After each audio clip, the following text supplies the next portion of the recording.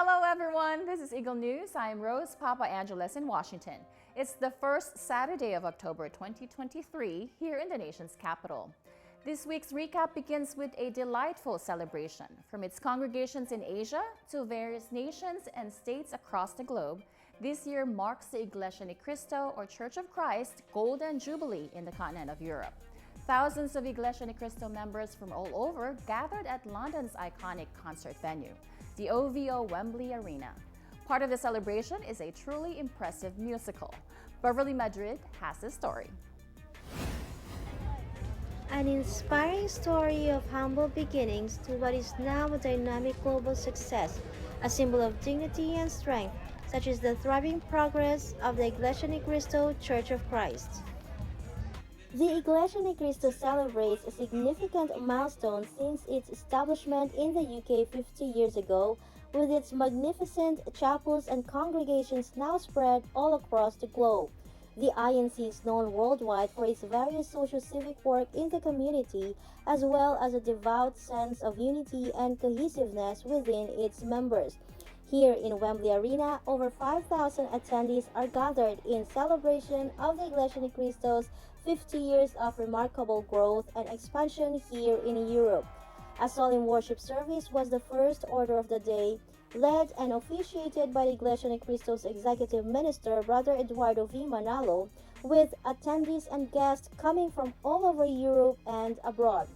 This historic moment was also attended by public officials and representatives from the Philippine Embassy as well as social media personalities. I would say it was fantastic, it was great, very colorful. When an establishment is able to live up to date for 50 years, it's something to be proud of. I feel very privileged to be here because it's a success story altogether and it has made a change in everybody's life.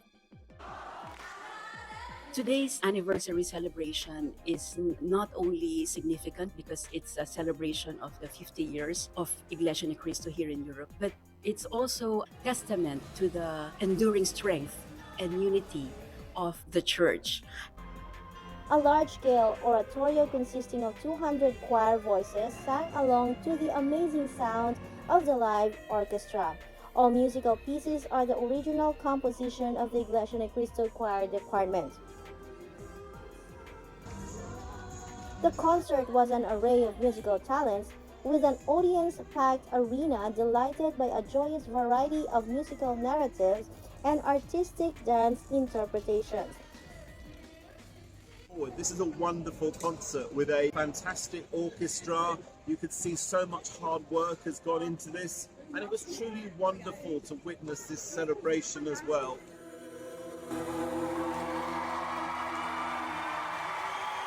From Wembley Arena, London, I am Beverly Madrid. Stay alert, stay informed, because we live in extraordinary times.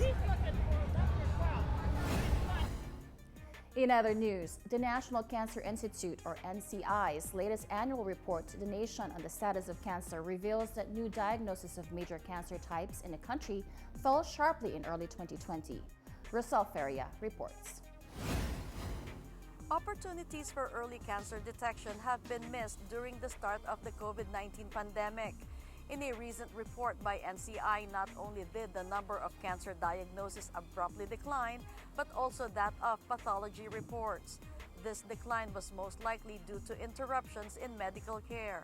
The American Cancer Society says what is deeply concerning is the implications of delayed diagnosis associated with more aggressive disease and worse outcomes. NCI says the report highlights the urgency in helping all Americans get back on track with cancer care to avoid unnecessary deaths and complications from the disease. The study is the largest to date, using population-based data from central cancer registries to assess the impact of the COVID-19 pandemic on new diagnoses of cancer here in the U.S. Rosel Feria, Washington, D.C. Eagle News. We live in extraordinary times. In Canada, the country's most populous city witnesses a historic protest by renters. Demonstrators are speaking up against rent increases and what they describe as unacceptable living conditions. Chantel Santos has that story. Over the weekend, Toronto has seen its largest collective rent strike by tenants in the city's history. Frustrated tenants at 2 Toronto apartment buildings have gone on strike this week, protesting against rent increases and awful living conditions at their residences. 2 apartment buildings, 1440 and 1442 Lawrence Avenue West, run by Barney River Investments, allegedly refuses to address serious repairs, which includes insect infestations. To add, elevators are regularly out of service and garbage disposal is not properly maintained. Conditions are said to be so bad that Canada Post has refused to deliver mails and parcels to the said apartment buildings. According to Chiara Padovani, co-chair of the York Southwestern Tenant Union, the landlord is adding salt to injury by increasing the rent prices while not doing anything to fix the issues. Residents of the Lawrence Avenue West apartments join other tenants from other apartments in Toronto who are also on strike and refusing to pay rent until the landlords address all their issues. Together, there are more than 500 tenants on strike, making it the largest rent strike in Toronto's history. Mayor Olivia Chow attempted to step in and mediate the landlords and tenants early last month. However, the landlords did not show up and instead issued eviction notices. Chantal Santos, Toronto, Ontario, Eagle News. We live in extraordinary times. Extraordinary stories from ThomasILikness today. From science becoming a matter of opinion, to thousands of migrants risking their lives for a better future, to stray cats putting on the uniform, these and more on Correspondent at Large.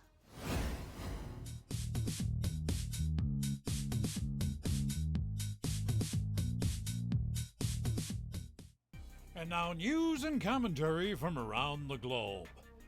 Climate change. Do you believe it's happening? Do you accept the science behind it? French climate expert Francois Jamin worries that for a growing part of the population, science is becoming a matter of belief, a matter of opinion, even ideology. Jamin says Republican politicians in the U.S. and Britain's softening of its climate policies do not recognize the scientific reality of climate change. And he warns if this continues, climate trends may become worse than what the experts have forecast. He says climate chaos may prove that humanity has not fully grasped the concept of climate change. Jamin says people must be shown how climate action is in their best interest. Man's inhumanity to man. We need to look no further than the wave of migrants making a treacherous journey from South America to the U.S. border in search of a better life. Most migrants have endured abuse from human traffickers. As well as the abuse, there's extortion. They pay protection money for safe passage through hazardous jungles. Once in Mexico, they find whatever means of transportation they can, like these rail cars, to take them north to the U.S. border. And along the way, UN official Matthew Gillette says they have to deal with corrupt officials. Individuals who are in a vulnerable position, they're on the move, were asked for money, often by officials, including police officials, and if they paid, they were allowed to go on their way. If they didn't pay, they would be detained. The UN is calling on Mexico to stop the extortion of migrants. Another story from South America, a story of extremes, this time in Peru, the capital city, Lima, home to restaurants with acclaimed chefs, serving meals costing up to $330 a plate. But for others who dwell in this slum, the menu is less appealing. Inflation consumes most of the grocery budget for these people. Jobs are scarce. For many, this soup kitchen is where they get their daily nourishment. A 37-cent meal. Quite a contrast from the $300 plus offerings downtown. Others buy what they can. Chicken feet, bones, beef heart, chunks of stomach, the leftovers that nobody else wants. But even that exceeds what many of the poor can afford. Meat is a luxury. Some have access to community gardens where they can get fresh vegetables. But children are still malnourished. They're sick. People say the government should do more to create employment so that people don't have to suffer so much. But the outlook, according to the UN, is gloomy. The economy is expected to remain stagnant. We finish on a lighter note now. In Manila, Philippines, cats have careers. Well, sort of. Security guards have been adopting stray felines in the city, even outfitting them with uniforms. Meet Conan. He's a 6-month-old stray adopted by these security officers at Worldwide Corporate Center. Despite lacking the security skills of dogs and their tendency to sleep away most of their shifts, the cuteness and company of stray cats have endeared them to bored security guards working 12-hour shifts. Conan came on staff after being rescued by a housekeeper. She found him wailing in the building's car park. He replaced another security cat that had just died of gum disease, not in the line of duty. One guard says he's not motivated unless Conan is around. Employees pitch in to make sure this fearless feline is well fed. It's a good thing, though, that Conan is not on merit pay. He just doesn't do much. Just lazes around and occasionally chases balls across the tiled floor. Apparently, though, Conan enjoys his work. And I'm kind of like Conan. I enjoy my work. I'll be back in 7 days, and in the meantime, I wish you all peace, joy, and happiness in the ensuing week. ThomasILikness, Correspondent at Large, Eagle News. We live in extraordinary times. In Papua New Guinea, a social organization promoting goodwill by highlighting cultures of different countries celebrates the Philippines. Here's Echo Hortaleza Quinola on Oceania at a Glance.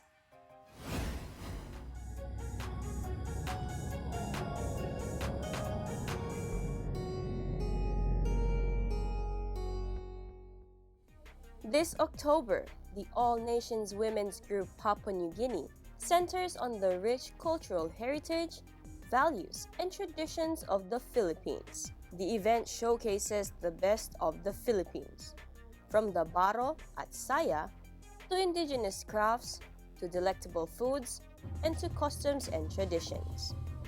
The event was a lot of fun. It was lovely to see the clothes, the fashion, the food, and to learn about the wildlife. Didn't know there were so many birds. We love to find friendship with other Filipino women staying here in PNG, and also to inspire and encourage others to visit the Philippines and also share our roots to other nationalities.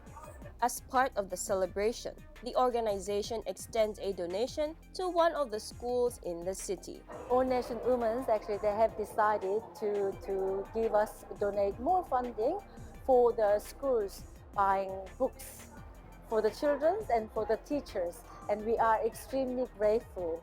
Similar projects are already lined up. We are thinking of having a golf putting competition for ladies. It's a good learning for everyone. It generates more respect, more acceptability.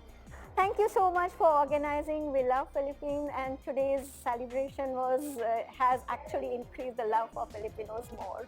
In this event, Filipinos proudly talk about the Philippines, while others share what they love most about the island country.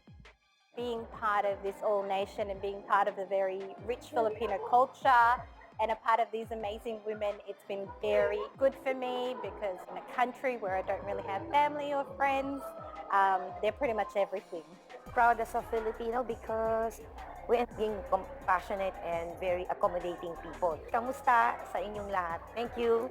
Filipino people are really, really so sweet, so nice, always smiling and friendly. Wonderful people, they're very friendly and very open to everyone. Echo Hortaleza Quinola, Port Moresby, Papua New Guinea. Eagle News, we live in extraordinary times. From Papua New Guinea, let's now head over to Thailand.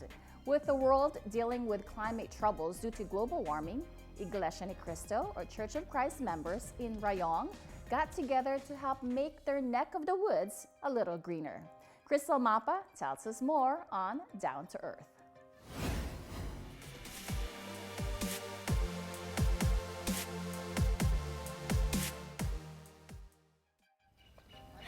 Benefits of planting trees are numerous, both for the environment and humankind.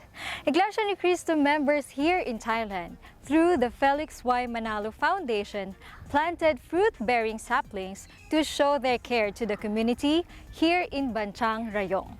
A proper planting of fruit-bearing saplings was briefly demonstrated by Mr. Braille Manigo, a registered agriculturist. The village chief of Banyayra community expressed their sincerest thanks through a letter read in front of the volunteers. ขอบคุณนะคะมูลนิธิ FYM นะคะที่ได้มาปลูกป่านะคะปลูกไม้ผลนะคะให้กับสวนขออนุญาตเรียกสวนนะคะขอบคุณมากค่ะ The social civic event became an opportunity for families to strengthen their bond. Banding na rin po ng aming sambahayan.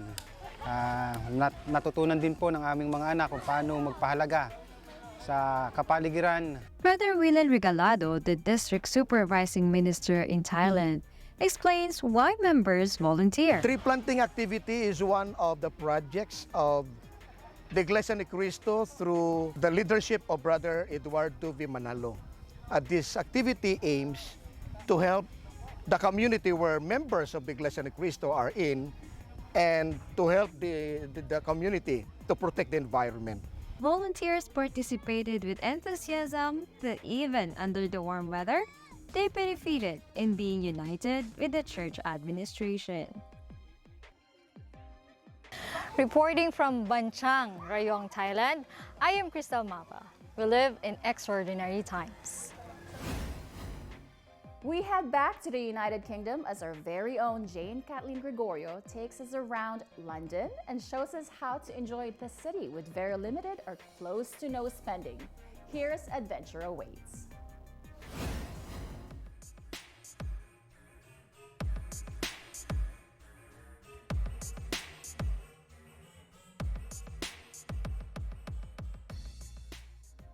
Traveling abroad is never cheap, and so today I will share with you some of the fun activities that I did for free while spending time with my family here in the city of London, England. Let's take a look. Our first stop brings us to Buckingham Palace, home of the royal family. Here you can witness the changing of guard ceremony free of charge. This colorful military tradition dates all the way back to the 1600s and is performed by active duty soldiers wearing their famous red coats and black fur hats, marching to the music of a full military band. Make sure you arrive early to get the best view as crowds gather fast. This ceremony takes place at Buckingham Palace forecourt every Monday, Wednesday, Friday, and Sunday at 10:45 a.m. and lasts for about 45 minutes. Next on our list is the Sky Garden. Looking to level up your London experience? Check out the 360-degree aerial view of the City of London's highest garden at 525 feet above ground. The Sky Garden sits atop the 38-story Fenchurch building, also known as the Walkie-Talkie, for its unique shape. Here you can enjoy a social space surrounded by lush greenery, artfully shaped landscape, indoor observation decks, and an open-air terrace. The Sky Garden is completely free of charge, but reservations need to be made 3 weeks in advance due to limited space. Another novel sight to experience for free is the Tower Bridge, sometimes confused for the London Bridge. This landmark is known for its historic architecture and is an icon to the London city skyline. You can even watch the bridge lift as it allows the passage of boats and other vessels.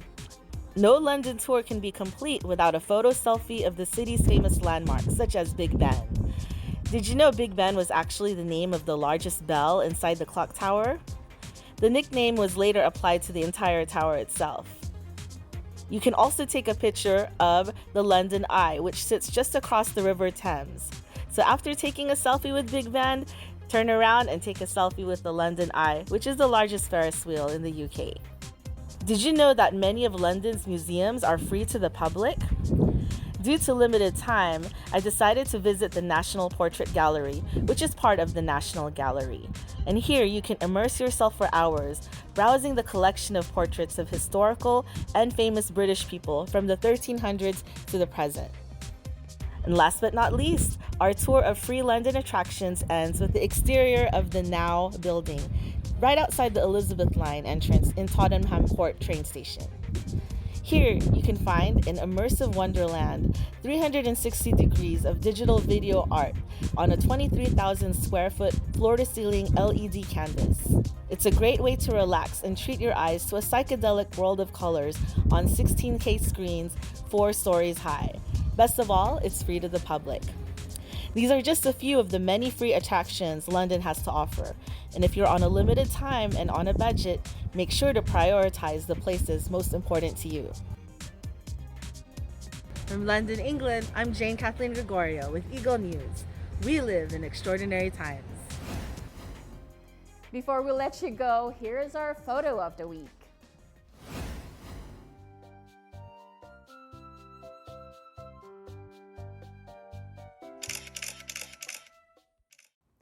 This is the tunnel of books installed at a corner inside the Last Bookstore in Los Angeles. The Last Bookstore is California's largest pre-loved and new book and record store. It started in 2005 at a loft in downtown LA. Now it sits at the Spring Arts Tower on the 5th and Spring Streets. Thank you, Pearl Rogashawn, for this I Want to Read Today and Always photo. Thank you all for joining us again. If there are stories or topics you want us to share with you, just comment below. Follow us on YouTube, Facebook, and X at Eagle News Live. I am Rose Papa Angeles. We'll live in extraordinary times. Stay happy and healthy, everyone.